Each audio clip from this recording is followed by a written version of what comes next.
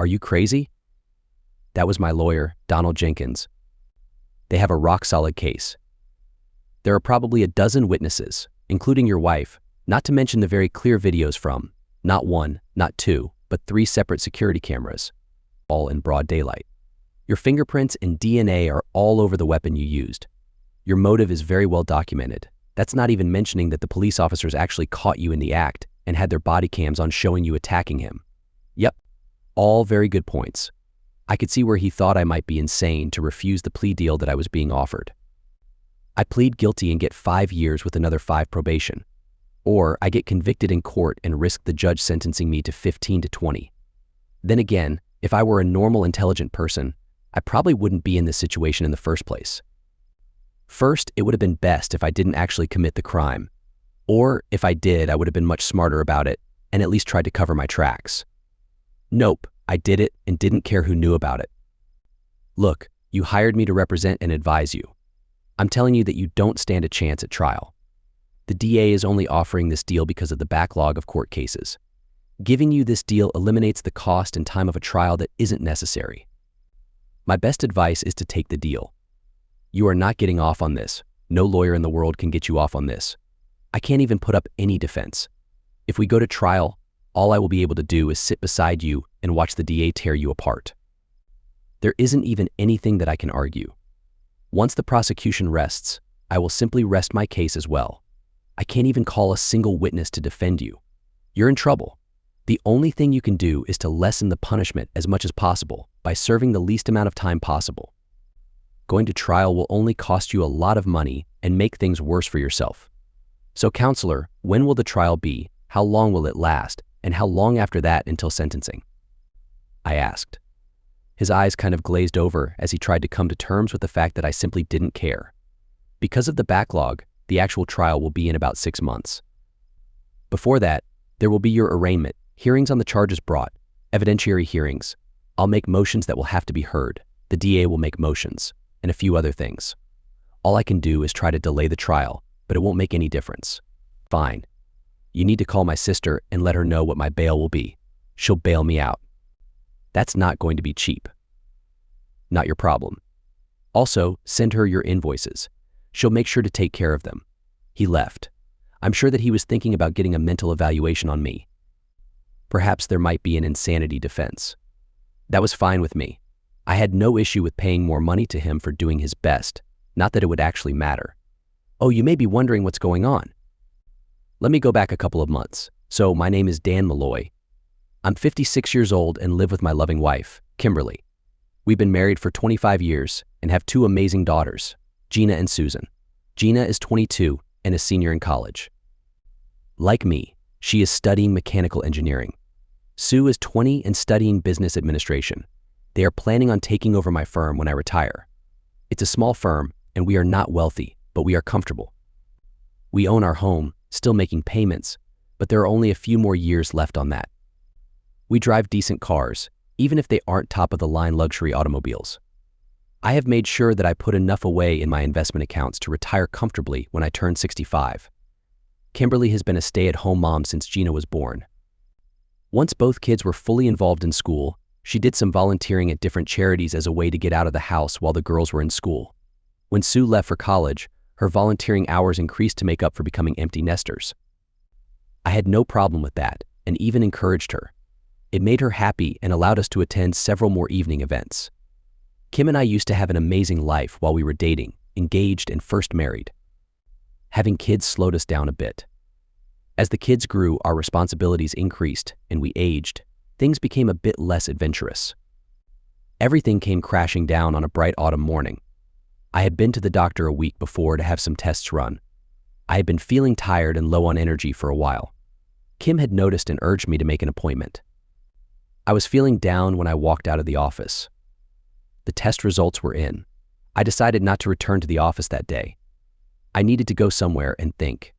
There were plans to be made and decisions that needed to happen. I also needed to consider what I was going to tell my wife and daughters. I was headed to a little sports bar that I liked to get a burger and think over a couple drinks.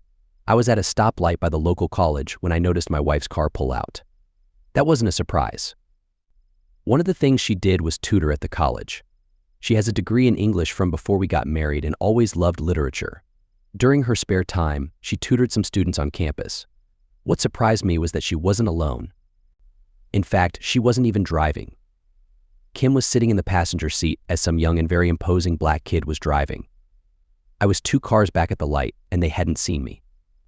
It was very evident, even from the quick glimpse I got, that Kim's sole focus was on the kid driving.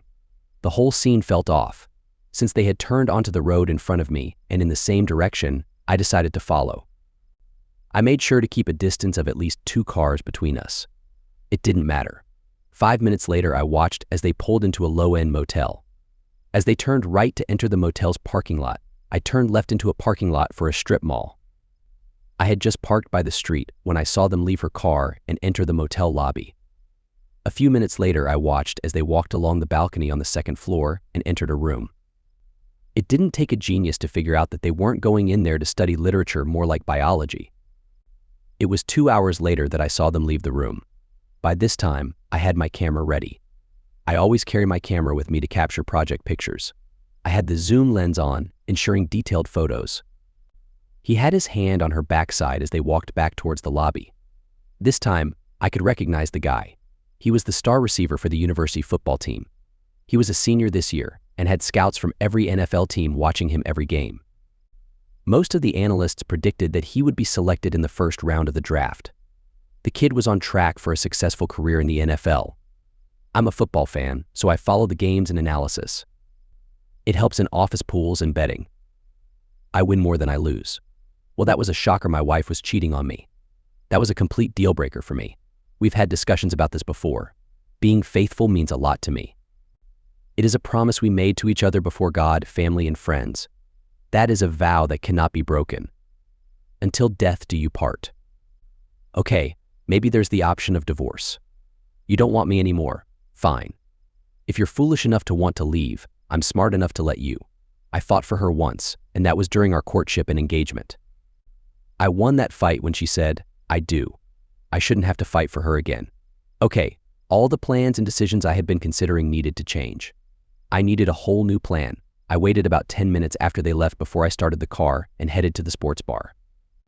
I brought my notepad with me and chose a booth in the back for some seclusion. I ordered a burger, beer, and a soda from the waitress, then began to devise my plan. I wrote down notes as I thought. There were 4 columns: what would likely happen to me, what to do about my daughters, what to do about my wife, and what to do about the guy. Me, did it really matter? Not particularly. There was a more pressing concern that made everything in this column irrelevant. There was no way I could forgive and forget what my wife did. There could be no possibility of reconciliation.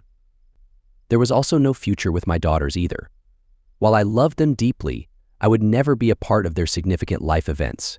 I wouldn't attend their college graduations, walk them down the aisle, or experience being a grandparent.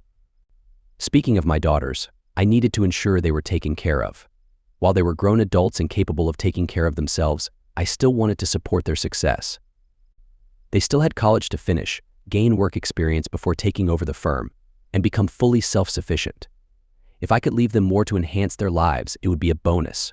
For my wife, I wanted to ensure she faced consequences for her actions. I wanted to show her the pain of betrayal. She wanted to cheat on me with some athlete? I would make sure she learned the consequences of infidelity. The guy, he had taken something precious away from me. I would make sure he experienced the same loss. Once I finished brainstorming, I started creating a flowchart. A flowchart is used to map out the steps or decisions of a process. It helps logically solve problems and identify possible obstacles ahead of time. It can be an effective tool to find solutions and plan ahead. 4 hours, 3 beers, and 2 double colas later, I had the outline of my plan.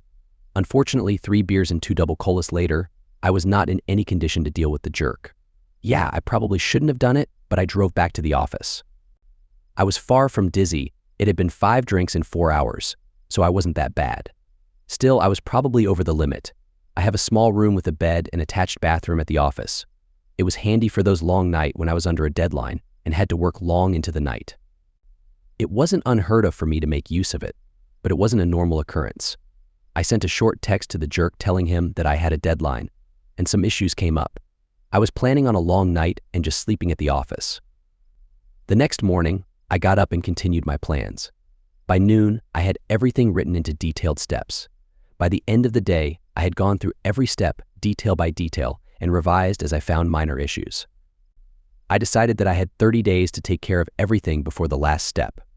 I stayed 2 hours later than usual rearranging the steps to fit the timeline before going home. By this time, I had control of my emotions enough to act somewhat normal. I had also concocted a cover story to give my partner for why I had been so worn out and what the doctor had said. Basically, I was going to tell him that age and overworking was beginning to take its toll. He wanted me to cut back a little on work and get more exercise. Of course, I would be too tired for romance for a while until my new lifestyle began to take effect. Yeah, my heart wasn't going anywhere near that awful place ever again, but he didn't need to know that. No telling how many other hearts he has broken. I managed to have a normal evening at home. I didn't have to fake being tired. I really was. Kim tried to be affectionate, but I was just too exhausted from the mental stress and the fitful sleep from last night. She asked about the project I was working on, and I gave her some made-up story about a time-sensitive design that had changed parameters. She never really involved herself in the company, so I could pretty much tell her anything, and she would believe me. The next morning, I was up early. I had some appointments to make and people to talk to. I should probably note here that the business, as well as most of everything we owned, was in just my name. Yes, we started the business after we were married, but I was the one with the income and credentials. It was formed as a sole proprietor with me being the owner. Kim's name was not on any of the paperwork. As for our house, again, the title and mortgage were just under my name. It was just easier that way.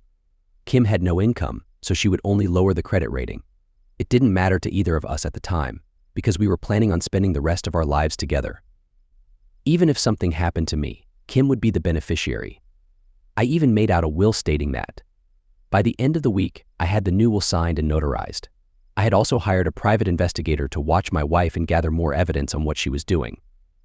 I had no doubts, but the girls would need more concrete proof. That was the easy step. The next few things would be a bit more complicated and require help outside the legal and business professionals. "Carly, how's my favorite sister today?" I said when she answered her phone. "I damn well better be your favorite sister, since I'm the only sister you have, jerk," she replied. "Now, what do you want?" "What do I want?" "I'm deeply offended that you immediately assume that I want something when I call you." Yeah. When you start the conversation with that favorite garbage, you always want something. What is it?" "Well, aside from your sarcastic remarks, I do want to see my favorite and most beautiful sister. It's been a while, and I thought that you might like for me to treat you to lunch today." Oh shoot. It's worse than I thought. Favorite, beautiful, and you buying. Hold on while I look up to the sky and see if the 4 horsemen of the apocalypse are coming. My sister and I got along really well. We were pretty much all we had anymore since our parents died. She had divorced her cheating husband about 5 years ago. Since then, she had gone back to school and gotten her MBA. She was currently an accounts manager at a manufacturing firm in town. They were one of my clients. Truthfully, she was too smart for that position and only needed experience and time before she would become a vice president. If she had gotten the MBA and started with them right out of college, she very well could have been CEO by this point. Instead, she got married to that mean person and dropped out of the workforce for a while. Seriously, Car. I do need your help. I need to see you today. Take the whole afternoon off and meet me at Hammerheads at 11 o'clock. My voice was desperate, and I'm sure that she could hear the cracking in it. Oh shoot. It's bad, isn't it? It's worse than you could even begin to imagine. Please, Car. Of course, big bro, I'll be there. Not only are you my big brother, but we both know that I owe you everything for what you've done for me. You don't owe me anything, sis. I did what I did because you are family. You needed help, and I just did what family does. Fine, then I'll do what family does this time. I was at the same table in the back corner when she walked in. The hostess pointed in my direction, and she came over and sat across from me. "Do you have to go back today?" I asked. "Nope. You asked for me to take the afternoon off, so I did," she replied. Hearing that, I placed our order with the waitress. I knew what she liked, so I just ordered for both of us. Cola at this time? Shoot, it must be the apocalypse. Pretty much, I replied. "Okay, Carly, here it is. You know that I've been wanting you to come over and work for me. I understand that you want to be on your own and earning your own way." You think that working for your family will make it seem nepotism. That simply isn't the case. You are very good at what you do and you are being undervalued where you work. I really need you now. Look, Dan. I appreciate the offer. I really do. I'm just not sure how it would work. I know we get along fine, but how would that change if you became my boss? I've heard horror stories about when family members go to work for their relatives. Sigh, okay, Carr. I didn't want to have to do it this way, but I'm desperate. When I said that I need you to work for my company, it wasn't an overstatement. I don't just need you to come to work for my firm. I need you to take over as CEO. I need you to run the firm, at least until Gina and Sue are ready to take over. I need you to mentor them and prepare them for that. When they turn 30 years old, you can begin transferring responsibilities if you feel that they are ready. Gina will most likely take over as COO, and Sue will become CEO. By then, you should be able to retire or work as a consultant occasionally. Dan, you're kind of starting to worry me. If I take over your firm and train your daughters to take over when they graduate, what will you be doing? I couldn't help but notice that you left that part out. This is why I wanted you to just accept my offer. I didn't want to go into this right now. I had hoped to tell you differently. Now, I'm going to have to guilt you into it. I sighed. Carly, I found out 2 things a week ago, both on the same day. No one else knows this, but I'm dying. I have pancreatic cancer. There's nothing that they can do. I will be lucky to live for another 6 months. It's probably more like 3 or 4 months. Things are going to be going downhill fast. The other thing is that Kim is cheating on me with at least one of the students at the college she tutors at. I'm setting things up for the girls, and you are going to be trustee of the estate. Kim won't get anything. Everything is being set up in trusts that you will administer with the help of my lawyer. I've already made plans for the future. I've transferred ownership of the business into an LLC with you, Gina, and Sue as the owners. I sold the house to the firm, so now it's owned by the LLC as well. I need you to give notice at your current job, then start spending a few hours every evening and some time on weekends at my office over the next 2 weeks. We'll use that time to train you so you can take over once you leave your job. I'll be there to help for a week or 2, but not any longer than that. We sat quietly for a moment. She was processing what I had just told her, and I was waiting for her to understand. Our food arrived, and we ate in silence. As the waitress collected our empty plates, Carly asked for another round of drinks. You're putting me in a tough spot, she finally said. But I'll do it. I don't really have much of a choice. I know. I'm sorry. Trust me, I wish I didn't have to do this. There are a few other things I need you to do, but we can go over that later. Will I be annoyed by those other things? She asked with a smile. You have no idea, I replied. So, we spent the rest of the afternoon discussing the business and what she needed to do to prepare. She wasn't an engineer, but her role was mainly on the business side. I assured her I would promote one of my senior engineers to assist with that aspect. We returned to my office and went through the accounts and other information she needed to know. Before we left for the day, she used my computer to write a resignation letter for her job. Things started moving quickly after that. I could feel myself becoming more tired every day. I spent long hours at the office taking care of the business and training Carly in the evenings. We even spent several hours on weekends at the office. Kim started to worry about me being overworked. I would come home, grab a quick bite, and pass out in bed. Kim tried to talk to me about my long hours. I explained that I had a couple of important projects and changes to make, but it would all be completed in a couple of more weeks. I assured her that I was making these changes to make everything run smoother in the future. She wasn't happy, but she seemed to understand. It was Friday, Kim's last day at her job, and she would officially take over on Monday. The private investigator had finished their work, and I was sitting in their office going over the results. It was confirmed that she was having an affair with the football player.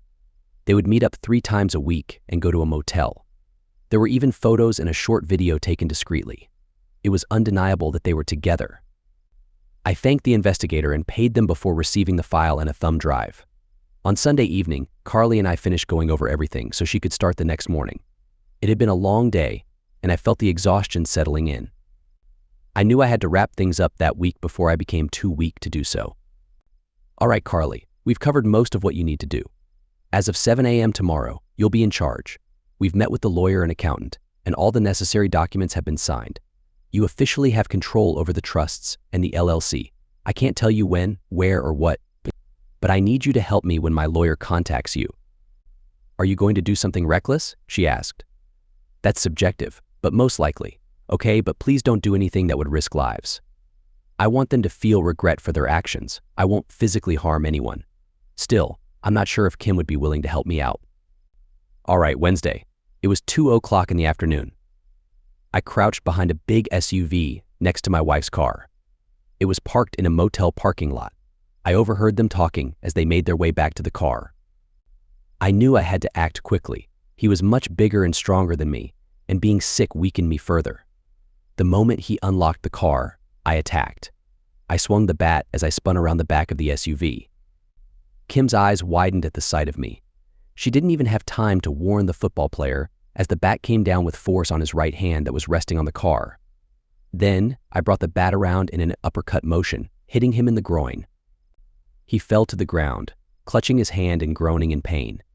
As he writhed on the pavement, I struck both of his knees with the bat, shattering his kneecaps.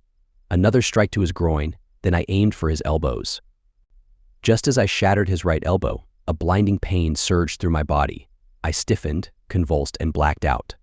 When I regained consciousness, I was lying on the pavement with my wrists cuffed behind my back. I learned that a police car happened to be passing by when I attacked. The officers witnessed the incident and tased me to prevent further harm. 3 more patrol cars arrived along with an ambulance. Once I was conscious, I was placed in the back of one of the police cars. I watched as my hysterical wife gave a detailed account of what happened to a policewoman. Eventually, I was taken to the police station and booked. The DA had a very strong case against me, and she knew it. However, due to the backlog of court cases, she offered me a plea deal. My lawyer presented it to me, but I declined. And now, we find ourselves back at the beginning of this story. Are you out of your mind? My lawyer, Donald Jenkins, exclaimed. They have overwhelming evidence. There are witnesses, including your wife, not to mention the clear videos from 3 separate security cameras, all in broad daylight. Your fingerprints and DNA are all over the weapon you used. Your motive is well documented. Plus, the police officers caught you in the act with their body cams recording it. Yes, he made valid points. From a rational perspective, it seemed insane to reject the plea deal I was being offered. Pleading guilty would result in a 5-year sentence with 5 years of probation, whereas going to trial and being convicted could lead to 15 to 20 years. But if I were a normal but intelligent person, I probably wouldn't be in this situation to begin with. It would have been better if I hadn't committed the crime, or at least tried covering my tracks more effectively. But I did it, and I did it, and I didn't care who knew. Listen, I hired you to represent and advise me. I'm telling you, I don't stand a chance in court. The DA is offering this deal because of the backlog. Taking the deal would save time and money without the need for a trial. My best advice is to accept the deal and serve the least amount of time possible. Going to trial would only cost you a lot of money to make things worse for yourself. Okay, counselor, when will the trial be? How long will it last? And when is the sentencing? I asked. He looked at me, trying to comprehend the fact that I simply didn't care. Due to the backlog, the actual trial won't be for another 6 months. Before that, there will be an arraignment, hearings, motions to be heard, and other procedures. All we can do is try to delay the trial, but it won't change the outcome. Fine. You need to call my sister and let her know what my bail will be. She'll bail me out. That won't be cheap. Not your concern. Also send her your invoices. She'll take care of them. He left, probably considering getting a mental evaluation for me. Maybe an insanity defense could be an option. It didn't matter to me. I had no problem paying more money to him for his efforts, even though it wouldn't change the outcome. To my surprise, Kim came to visit me in jail. I was still awaiting bail. Carly was supposed to bail me out, but she wanted me to wait a couple days to cool down after the incident. I'm sorry, she began. Okay. The next day, I was released on bail. Carly picked me up and took me back to the office. Well, if you wanted to ruin his life, you succeeded. He will never play sports again, not even for fun. His right hand is injured. They expect that he will only recover 50% of its use at best. Both knees are damaged. He will be able to walk again. But that's about it. His elbow will never fully extend either, she said after we sat down in her office. So I succeeded then? Why so much damage? Simple. He took away one of the most precious things I had. I decided to return the favor. He took away my wife. I took away his football playing. An eye for an eye. A future for a future.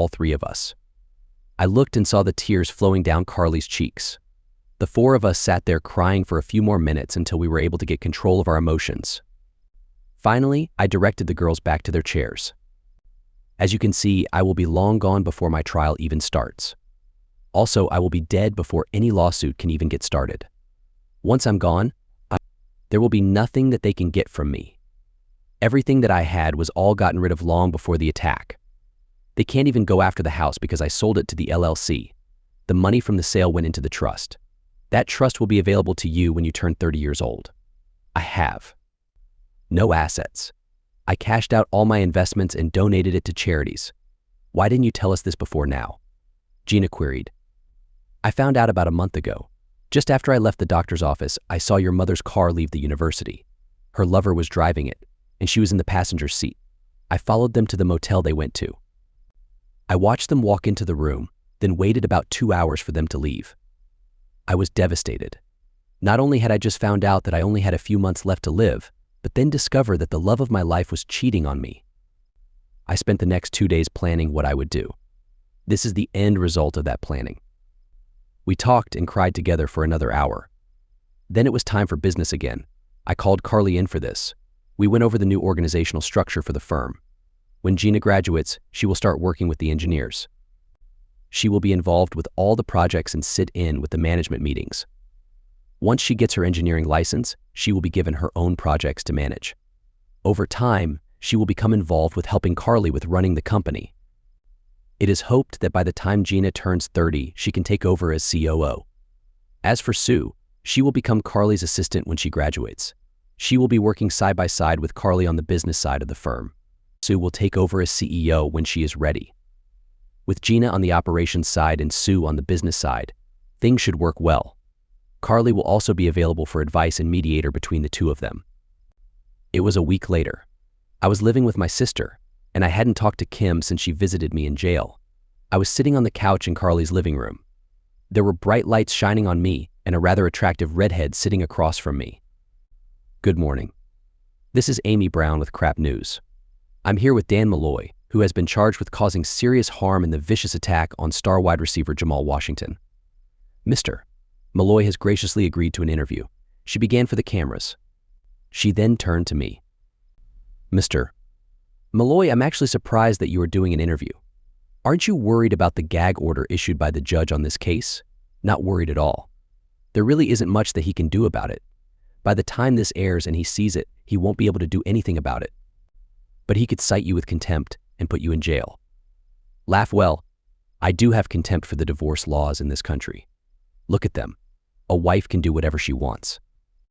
If her husband tries to divorce her, she gets the kids' house, child support, and maintenance. She will usually get most of the other assets as well. The poor guy that married her ends up living in a cheap apartment eating instant noodles while paying most of his income for his ex-wife to party with her string of lovers. They reward the cheaters and punish those who did nothing wrong. Aren't you worried about going to jail? Not in the least. What about the lengthy prison sentence that you are facing? First off, I haven't actually been convicted of anything. There is always that innocent until proven guilty thing we have in this country. Yes, but you must agree that there is overwhelming evidence against you, yes. I am aware of that. I'm not the least bit worried about it. Okay, I can't wait to find out how you can be so confident about that, but what about Jamal's lawsuit against you? I understand that he is demanding over $40 million in lost income, pain, and suffering. Blood from a stone. Not going to happen. I have nothing to take.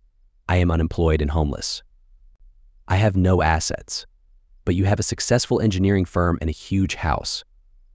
No, Alaiste. I don't. I sold the business and the house over a month ago. Everything I owned, I put in trust funds to ensure that my children would be taken care of if something happened to me. It was all completely legal and ethical. All taxes were properly paid. I cashed out all of my investments and gave everything to charity. I don't even have wages to garnish. Okay, back to the attack. You have never denied that you did it, but you never said why. Why did you attack him, and why so viciously? It seems as if you deliberately targeted those areas that would ruin any chance at a career in the NFL. Oh, that was definitely my goal. Had the police not tasered me when they did, I would have severely injured his other elbow before stopping. It was never my intention to harm him fatally, just render him unable to play football and impact his future. That attempted murder charge the DA threw in is a joke. My intention was never to cause his death. In fact, I purposely avoided hitting him in any way that could have been life-threatening. If I wanted to do that, my first hit would have been to his head instead of his hand. So why did you attack him in the first place? Isn't it obvious? Where did the attack happen? In a motel parking lot. Who was with him? My wife. They were having an affair. They had just come out of the room they had been in for 2 hours. I decided that if he could take away the most precious thing in my life, my soulmate, I would take away the most important thing in his life, his football career. Making him powerless was just an added benefit. I see. You certainly accomplished your goal. What about your wife? After all, it takes two to tango. Do you plan on any retaliation towards her? I do, but I won't reveal it now. I won't use any physical harm against her, so you don't have to worry about that. My revenge on her for cheating will be perfectly lawful. Oh, she will suffer greatly, but she won't be able to do anything about it. In fact, what I have planned is already done, but she doesn't know it yet. When will she find out? When will this interview air? Uwakikekei, back to your upcoming legal proceedings. It's not upcoming. I still haven't been convicted in a court of law, okay then. How about we say back to your probable conviction and imprisonment? Much better. So why are you so confident that you won't be convicted and sent to prison? Let me start by telling you about the events of a day a little over a month ago. I had been feeling really tired and worn out for a while, so I went to the doctor to get checked out. About a week later, I went in to get the results. They weren't good. I had just left the doctor's office when I saw my wife's car leaving the university campus. I thought that it was odd because Jamal was driving her car, and Kim was in the passenger seat. I followed them to the motel and waited for 2 hours for them to come out. A couple of things to note here. Kim is a certified tutor for the university. In effect, she is part of the faculty. Even being a volunteer, she is still under the regulations of the faculty as far as student relationships go. Being a tutor, she has authority over her students, but just like one of their professors. I remember a trip to Cancun once where I met a couple of women college professors. They were both single and looking for some college guys to hang out with for the week. While we were talking, I mentioned that I thought relationships between professors and students were illegal because of the positions of authority that the professors had. They laughed and said the law doesn't say that we can't be romantically involved with students. It only says we can't be romantically involved with our students. Well, Jamal was one of Kim's students. So back to your question. After seeing what I did, I hired a private investigator to gather solid evidence of what I witnessed. I also began making arrangements for what the doctor had told me. Originally, those arrangements were meant to include taking care of Kim. After what I saw, I simply removed that part from the plans. Now, everything that I did was to ensure that my daughters were taken care of. They were always going to take over the business eventually. I just made it official. I also hired a really talented businesswoman to act as CEO and prepare the girls for taking over when they are ready. I also transferred the company from being solely mine to an LLC and transferred the authority out of my name. Any money I had was placed in a trust fund for the girls, managed by someone else. I also transferred the ownership of my house to the trust fund as a gift to the girls. So I am not worried at all about any possible consequences, because I won't be around to face them. The doctor told me that I have an extremely aggressive pancreatic cancer. It is untreatable. At best, I have 2 months left. More than likely, that I will be deceased within a month. My trial won't even start for another 3 months. What are they going to do? Put my lifeless body in a prison cell? As for my wife, I am leaving her with nothing. Maybe our daughters will offer her help and support. It's not my concern anymore. Also, the file documenting her affair with her student will be submitted to the university board, as well as the proper law enforcement agencies. I also have a copy for you, if you would like. I should mention that copies will also be sent to all the major news media outlets, too. You just ruined their lives. Don't you think that was a bit much? Not at all. They ruined my life, or what was left of it. Imagine if you were given the worst news possible, and all you wanted was to be comforted by your spouse. Instead, less than half an hour later, you discover that your spouse is cheating on you. Yes, I'm going to die soon, but they took away my chance to be comforted by my wife in my final days. They destroyed what was left of my life, so I destroyed theirs. At least they will be alive and have the opportunity to rebuild. Screw Jamal. He's in college, he can use his degree and pursue a different career. That's a laugh. In case you didn't know it, Jamal is far from an outstanding student. In fact, the university has already initiated an investigation on him, and they have already found that he was only maintaining eligibility to play because he was getting some of the other tutors to write his papers and do his homework for him. He will most likely be expelled, and any classes that he already passed will be changed to failed if they find evidence of cheating. He won't be earning a degree, and he won't be accepted to any other college in the country. Perhaps he can at least serve as an example for all the other scumbags. I shrugged. Okay, that's all the time we have. Thank you for agreeing to this interview. This is Amy Brown with Crap News. Amy gathered her notes and stood up.